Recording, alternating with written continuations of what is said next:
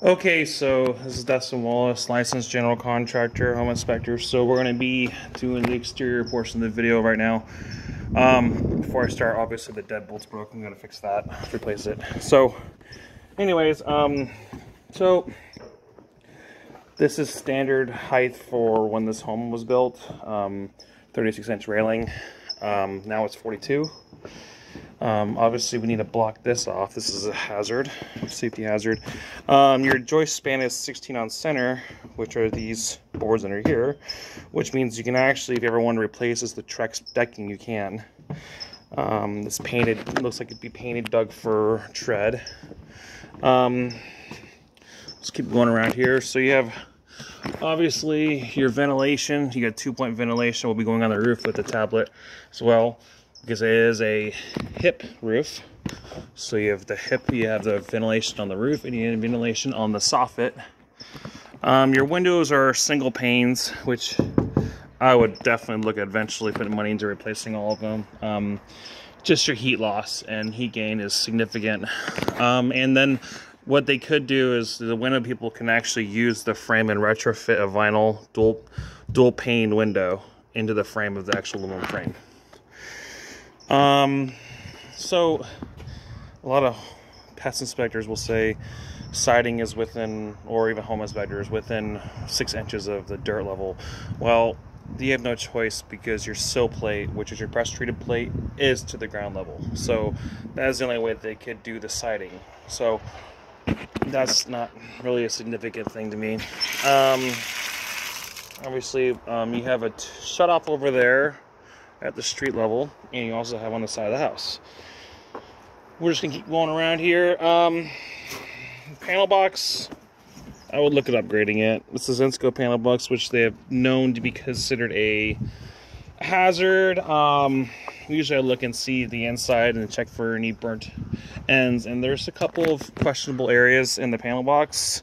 So if you start thinking about upgrading to new appliances and adding more breakers to it, I would definitely recommend upgrading your panel box.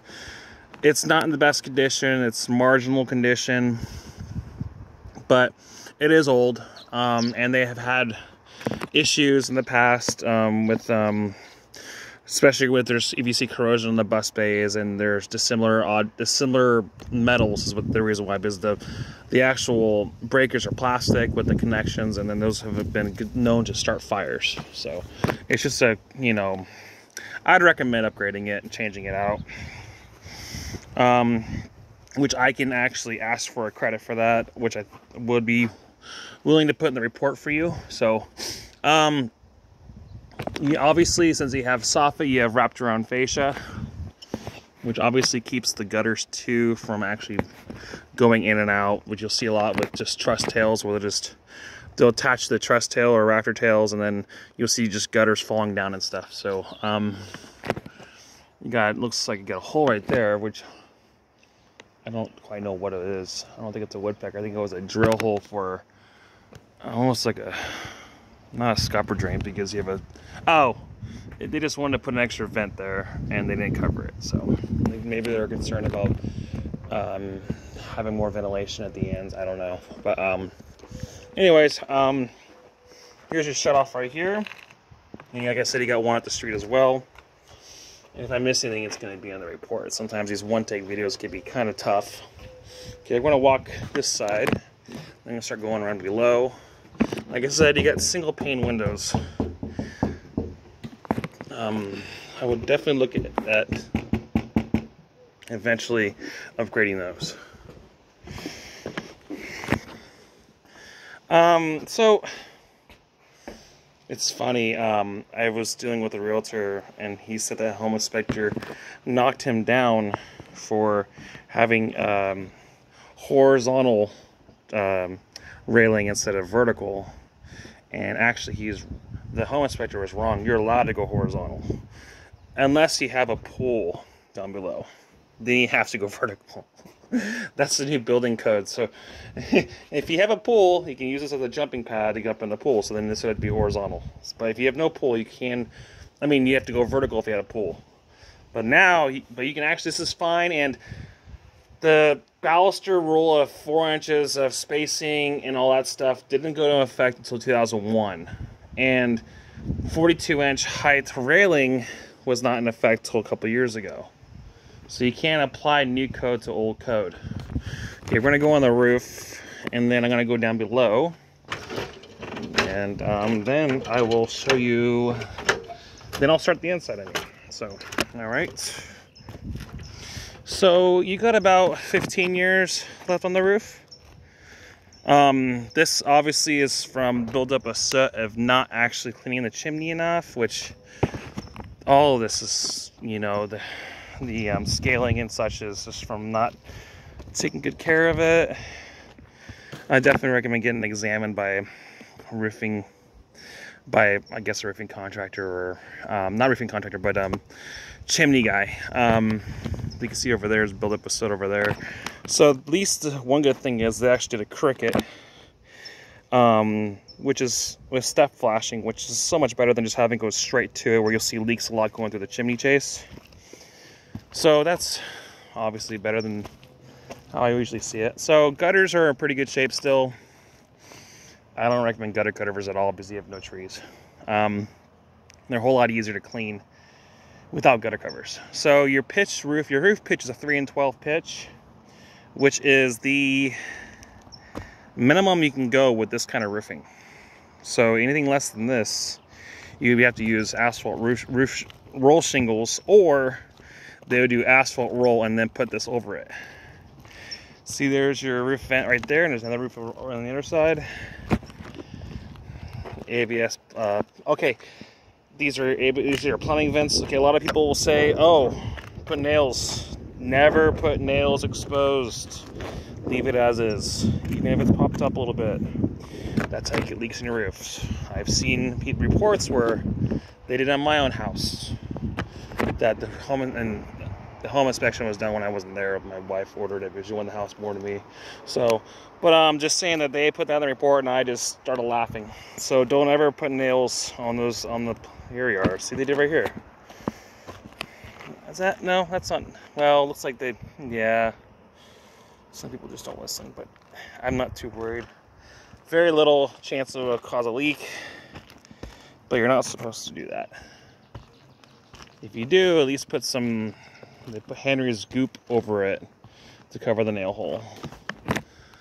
All right, let's see. I don't think there's a whole lot to it. Like I said, try not to walk on these roofs too when it's too hot. And yeah, you have about 10-15 years left on the roof. It goes quick, so when you have a lower pitch, your roof also will not last as long. So let's say if you have a pitch this height and less sunlight to it, your roof is going to last longer. So when you have a 3 and 12 pitch, your roof will not last as long as, let's say, as like an 8 and 12. All right, let's go down below, and we're going to go through the underneath the house.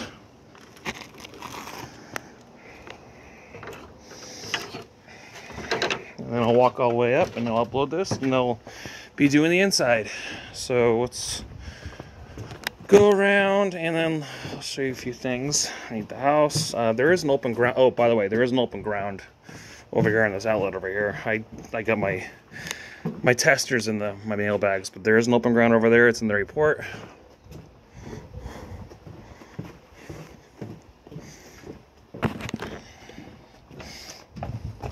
All right. Not much to these steps. It's concrete. Okay. So something to point out. This unit is definitely, I haven't ran it yet, so I don't do it until I do the inside. So, but it's definitely looking past its lifespan, or towards the end of its life cycle. It's also not leveled at all. These things have to be leveled, so it's going to need a leveling unit on it. Okay. Just gonna keep going around here. So you got pressure treated cantilever joist. That's cantilever, so that's tied into the house. So for every 1/4 cantilever, you need 3/4 support. So that's actually part of your ceiling joist supporting your second floor.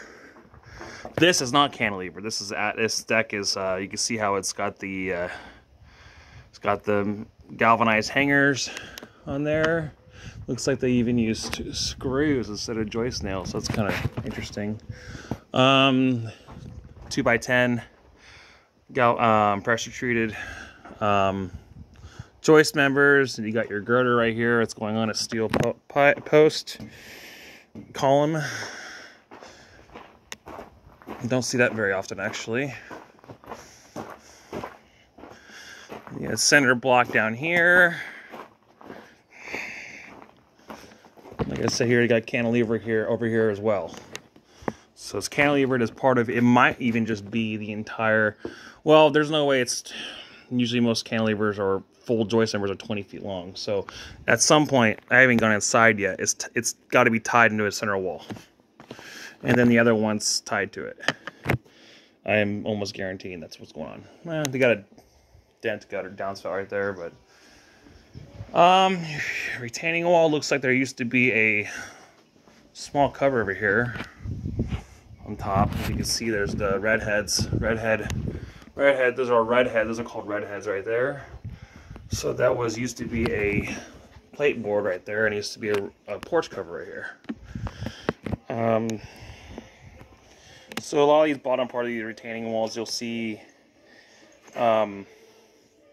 You probably most likely do not want to mortar that up, because that's where your water's getting out.